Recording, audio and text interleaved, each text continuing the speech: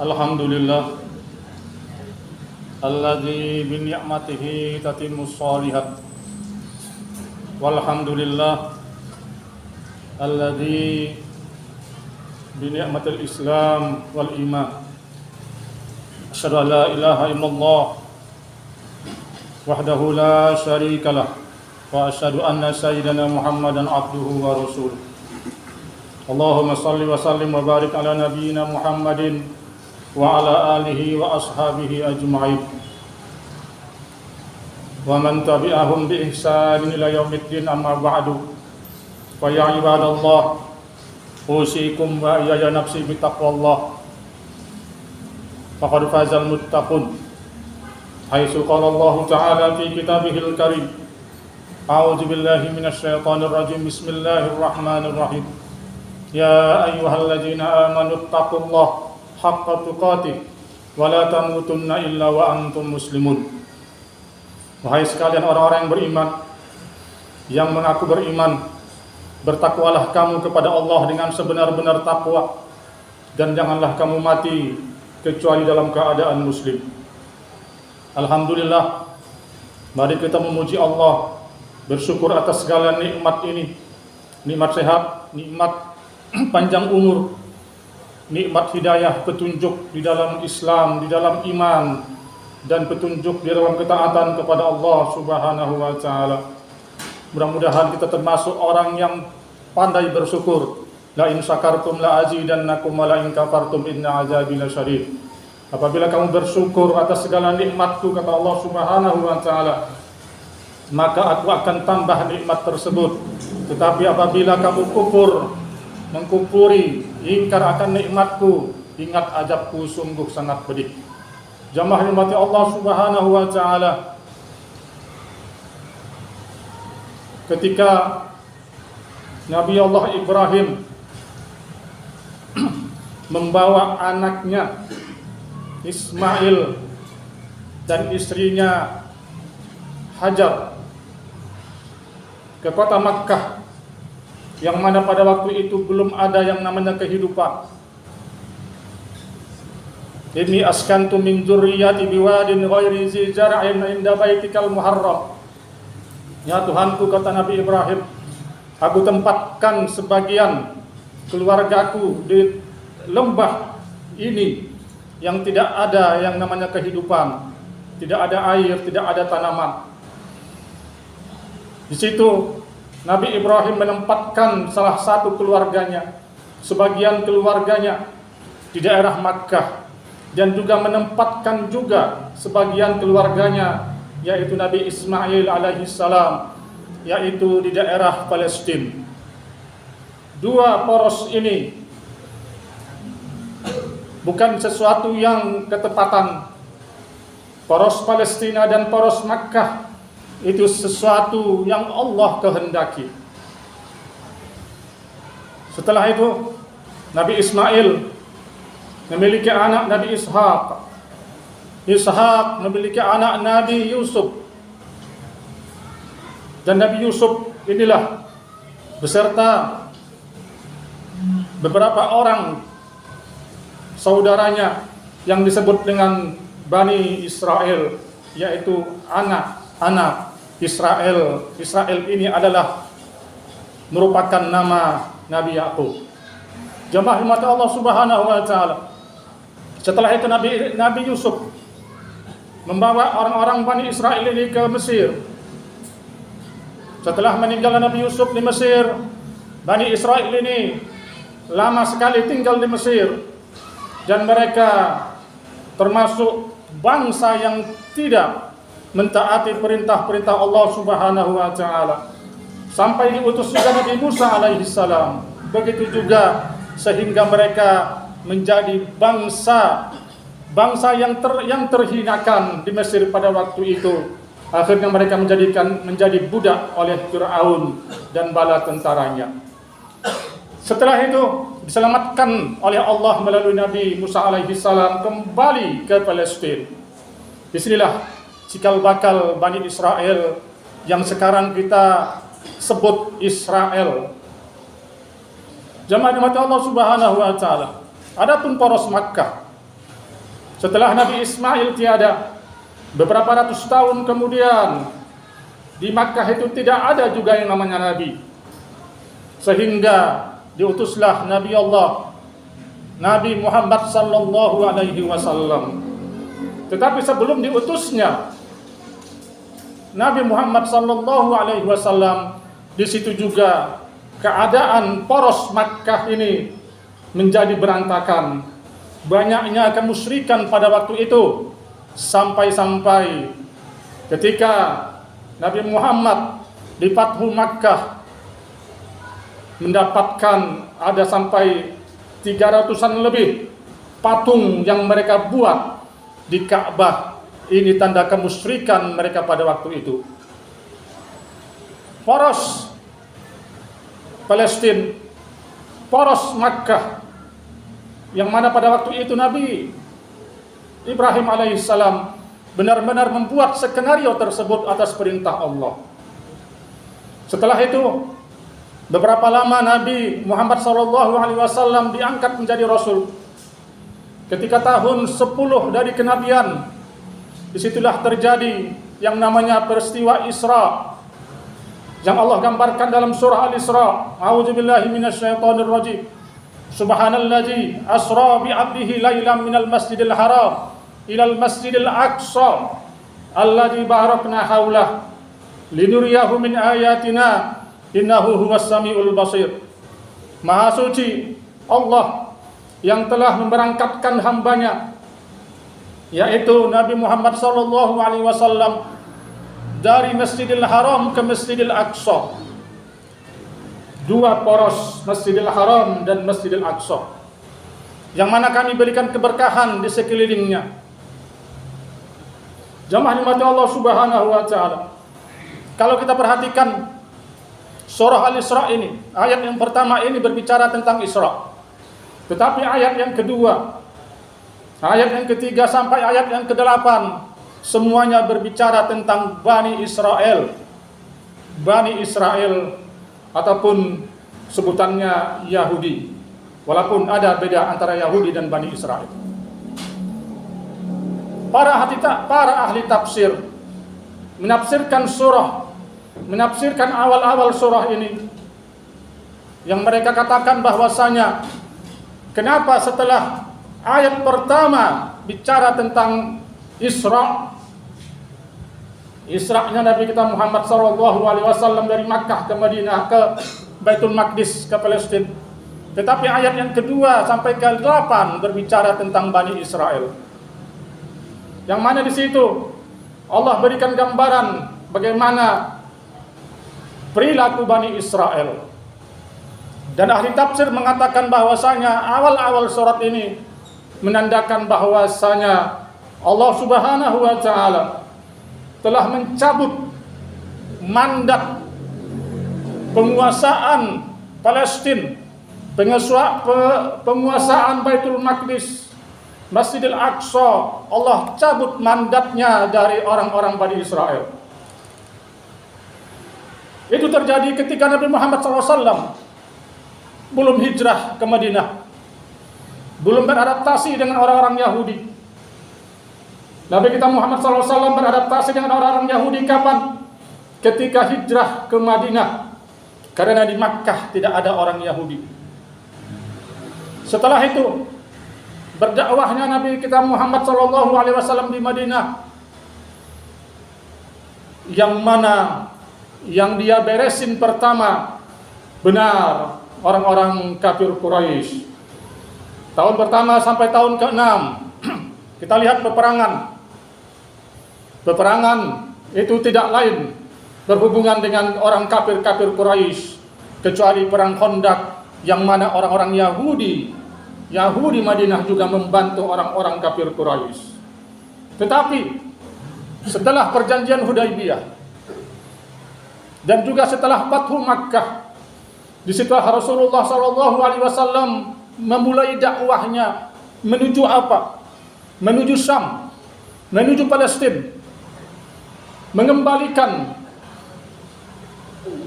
ataupun menyatukan kembali yang namanya poros Makkah dan poros Baitul Maqdis ataupun poros Palestina. Nabi kita Muhammad SAW di tahun ke-7 Hijriah setelah hijrah mengutus yang namanya perang Mu'tah, yang mana di situ beliau memilih 3 orang sahabatnya yang sangat setia, sahabat yang mulia sebagai pemimpin perang pada waktu itu, yang mana ketiganya itu Zaid bin Harisah, Ja'far bin Abi Thalib, dan Abdullah bin Rawahah radhiyallahu anhum ajmain. Tetapi 3-tiganya gugur pada pertempuran Mu'tah tersebut. Adapun tujuan Mu'tah ini adalah untuk mengembangkan dakwah Islam kemana, yaitu ke Syam, khususnya ke Palestina. Karena Syam ini yang saat ini ada 4 negara: Lebanon, Palestina, Syria, dan juga Yordania. Tujuan Nabi kita Muhammad SAW adalah untuk mengembangkan dakwah ke Syam. Tetapi sebelum sampai Syam, sebelum sampai Palestina, mereka sudah dicegat oleh bangsa-bangsa Romawi yang menguasai Palestina, Syam pada waktu itu. Akhirnya terjadilah pertempuran. Begitu juga pada tahun ke-8, setahun setelah itu, Nabi kita Muhammad SAW langsung sendiri memimpin peperangan yang namanya Perang Tabuk. Untuk apa? Begitu juga untuk dakwah ke Palestina, untuk dakwah ke negeri Syam, yang mana pada waktu itu dikuasai oleh orang-orang Romawi. Begitu juga belum sampai di negeri Syam, di daerah Tabuk terjadilah peperangan, yang mana Allah lukiskan peperangan Tabuk ini adalah peperangan yang sangat-sangat sulit. Al-Usrah, dalam surah Taubah Allah terangkan bagaimana keterangannya, keadaannya perang Tabuk tersebut.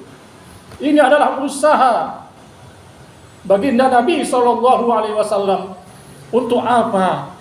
Untuk menguasai kembali yang namanya negeri Syam, Palestina. Sampai-sampai Nabi kita Muhammad SAW yang umurnya pada waktu 61 tahun, tetapi ikut ke Tabuk, yang mana jarak antara Madinah ke Tabuk pada waktu itu sekitar 700 km.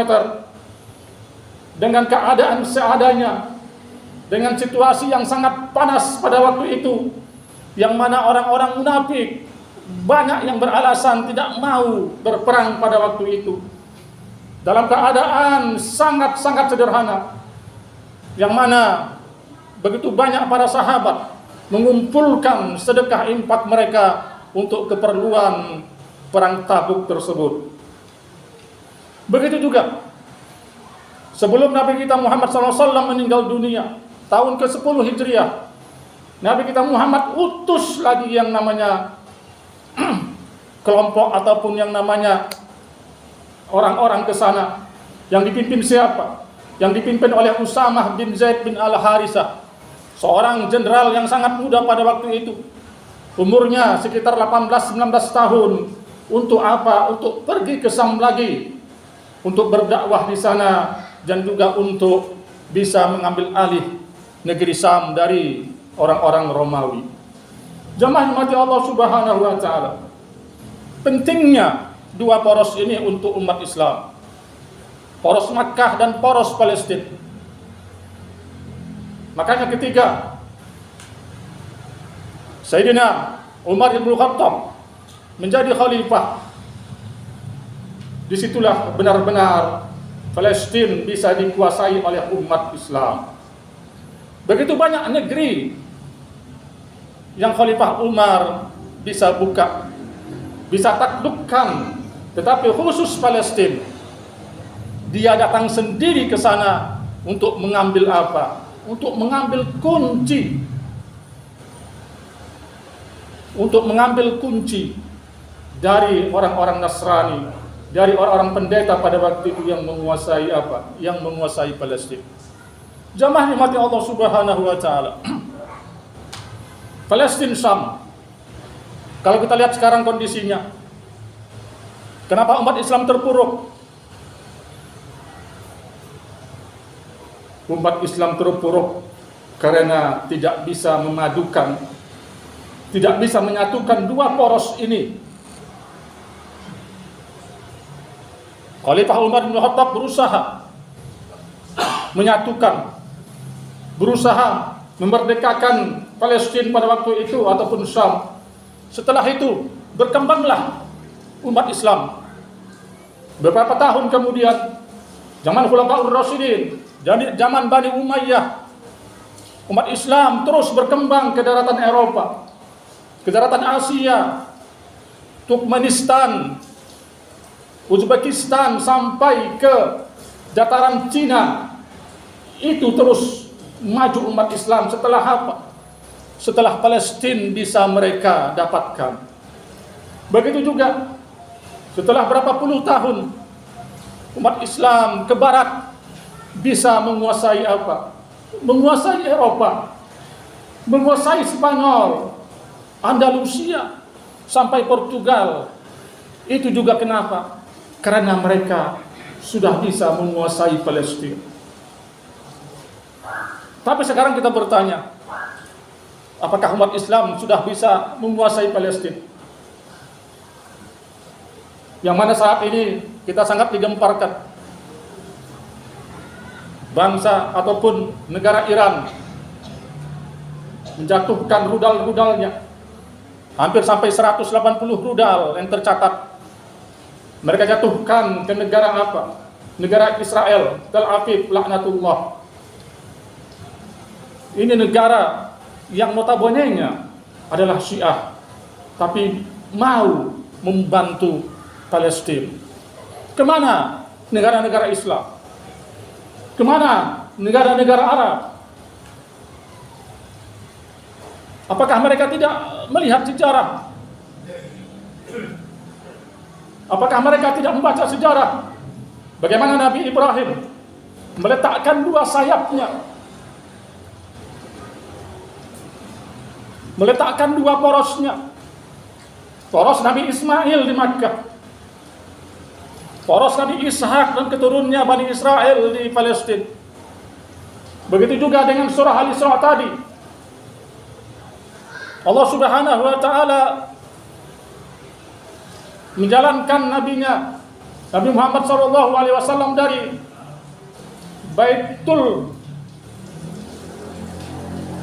Baitullah ke Baitul Maqdis, ke Palestina. Apa tujuannya? Tujuannya adalah supaya kita menjaga itu Palestina, supaya kita menjaga itu Masjidil Aqsa. Kalau tujuannya hanya untuk Mi'raj, tujuannya untuk ke Sidratul Muntaha, menerima yang namanya ibadah sholat, kewajiban sholat, kenapa harus ke Baitul Maqdis? Bisa aja Allah Subhanahu wa taala memberangkatkan, menaikkan Nabi Muhammad SAW dari Makkah langsung ke Sidratul Muntaha, tetapi harus lewat Masjidil Aqsa. Itu tidak lain adalah tujuannya supaya dua poros ini bisa bersatu.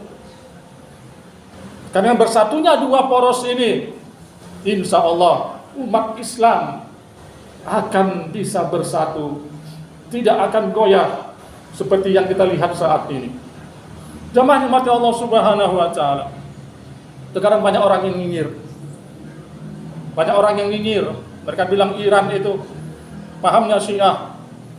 Mereka membantu Palestina. Terus apa salahnya? Kecuali ada hubungan akidah di antara mereka. Tetapi ini tidak. Jamaah dimati Allah Subhanahu wa taala. Dengan khutbah yang singkat ini, marilah kita buka cakrawala kita, bahwasanya antara Masjidil Haram dan Masjidil Aqsa itu harus bersatu.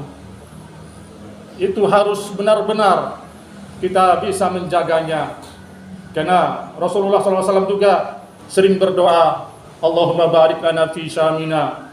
Ya Allah, berilah kami keberkahan di negeri Syam kami, yaitu negeri yang dimana di situ ada Masjidil Aqsa.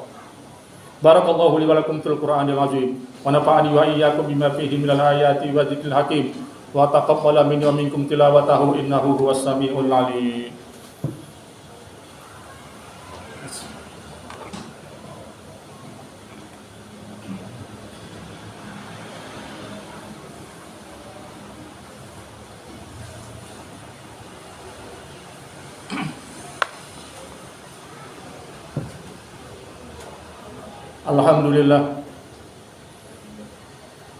Alhamdulillahilladzi arsala rasulahu bil huda wa dinil haqq liyudhhirahu 'alad dini kullih wa kafa billahi shahida liyudhhirahu 'alad dini kullih walau karihal musyrikun. Asyhadu an la ilaha illallah wahdahu la syarikalah wa asyhadu anna sayyidina Muhammadan abduhu wa rasuluh. Allahumma shalli wa sallim wa barik ala nabiyyina Muhammadin wa ala alihi wa ashabihi ajma'in. Wa ya ibadallah, usikum wa iyyansi bitaqwallah faqad fazal muttaqun. Persoalan Palestina bukan hanya persoalan politik. Persoalan Palestina bukan hanya persoalan jengkal-jengkal tanah. Persoalan Palestina adalah persoalan ketahanan dan persoalan keberadaan umat Islam. Selama Palestina tidak bisa kita jaga, selama Syam, Baitul Maqdis, Masjidil Aqsa tidak bisa dijaga umat Islam, selama itu juga umat Islam terus di dalam kehinaan, terus di dalam kegoyahan, goyah. Ini kenapa? Karena janji-janji Allah yang telah khatib sebutkan di khutbah yang pertama tadi. Mudah-mudahan mari kita bantu, walaupun mungkin kita tidak bisa ke sana, paling tidak kita bantu dengan apa? Dengan dana, dengan doa. Semoga Allah terus menjaga Baitul Maqdisnya, menjaga Masjidil Aqsa-nya, menjaga orang-orang Palestina, orang-orang Gaza. Semoga Allah menguatkan saudara-saudara kita di Gaza sana di dalam menjaga Baitul Maqdis, menjadi punggawa, menjadi kiper, yang mana kita di sini sungguh-sungguh hina. Kita tidak bisa apa-apa. Kita tidak bisa apa-apa. Walaupun Tel Aviv, Israel terus dibombardir sama Iran, tetapi Israel tetap menjatuhkan bom-bomnya di Gaza. Kalau kita lihat update terakhir ini, tetap mereka ngebom yang namanya Gaza itu.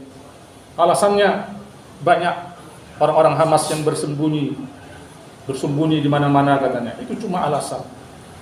Karena pada dasarnya mereka itu ingin menghabiskan itu masyarakat, menghabiskan itu umat, genosida itu orang-orang Palestina. Ini yang harus kita jadikan keimanan kita, akidah kita supaya kuat. Karena bagaimanapun mereka juga saudara kita sesama seiman. Innallaha wa malaikatahu yusholluna 'alan nabi